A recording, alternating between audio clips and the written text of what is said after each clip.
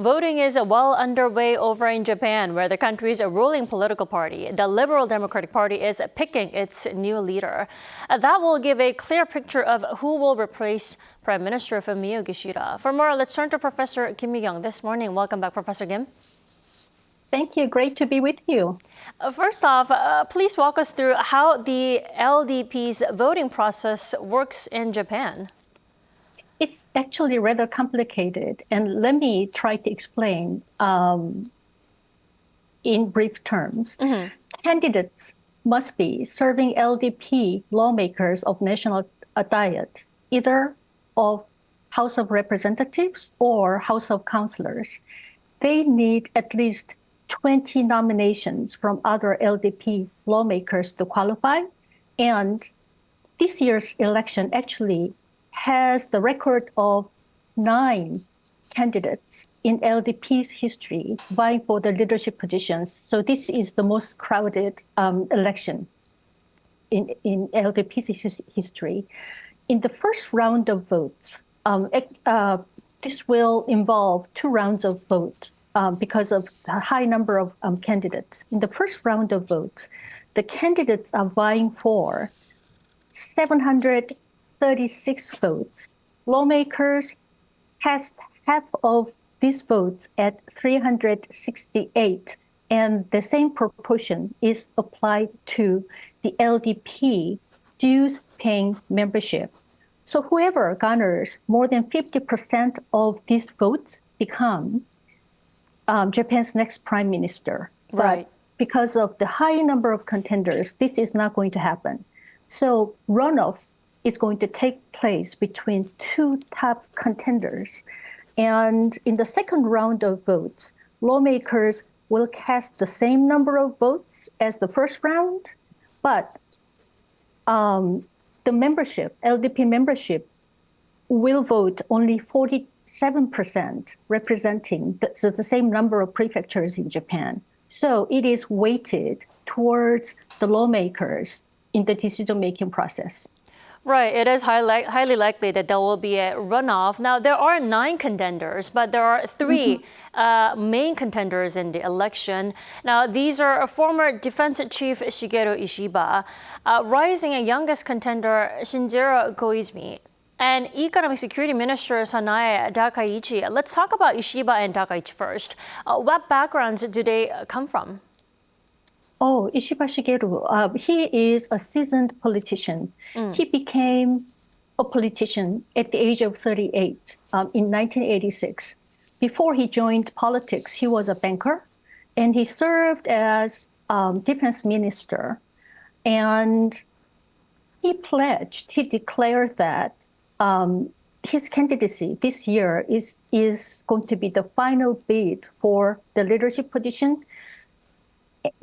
This is because he failed in the previous 4 attempts to become the leader of LDP.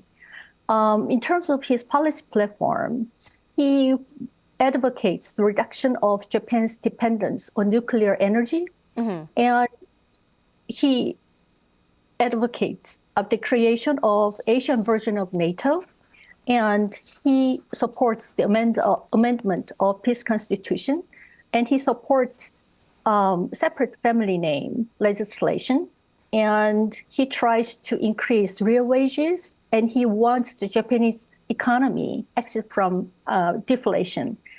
On a personal note, he is known to have quite a dry sense of humor. For instance, some of his supporters said that his facial expression is scary sometimes. Then he replied that, oh, there is nothing I can do about it, but I'll try to smile a little bit more. And another element in this election process is that he is not terribly popular among his colleagues at the national diet. He is not a very personable man. So when it comes down to the second round of voting, given his lack of popularity vis-a-vis his contenders, the outcome is kind of hard to predict. Well, Professor Kim, you do have to tell us about Takaichi as well. Yeah, Takaichi Sanae. She is a female. Right. And if she wins this bid, she is going to make history by becoming the first female Japanese prime minister. She is very, very conservative. She is an ardent loyalist to Abe doctrine, and she is known to have close allies with right-wing camps, such as Sakai Yoshiko, and who is a member of Japan Conference, a very symbolic and powerful and influential institution representing and formulating Japan's ultra-conservative ideology. And she is 63 years of age, and she also supports amendment of pacifist constitution, and she opposes separate surname legislation and same-sex marriage. And she supports nuclear energy, and she is very, very hawkish towards China. And she is a regular visitor of Yasukuni Shrine, where the war dead, the deceased from the war, are buried, where Class ABC criminals are enshrined. So she is going to be a very hawkish and conservative, and she is going to strengthen nationalistic ideology by trying to revise the contents of history textbooks and try to instill patriotic sentiment among the Japanese people. Right. And there's also Shinjiro Koizumi, who would be Japan's youngest post-war leader. But what's notable is that none of these three contenders have, specifically mentioned about South Korea-Japan relations. Let's talk about that before I let you go. Actually, Koizumi Shinjiro has mentioned his plan to visit, his plans to meet with the leaders of North Korea, South Korea, and China, if he is elected as Japan's prime minister. So, South Korea and the matters of Korean Peninsula have been an issue, but compared to other issues such as collective security alliance with the U.S. and how to contain and deal with aggressive China when it comes down to territorial issues, Korean issues have been relegated to the margin, but it has been talked about.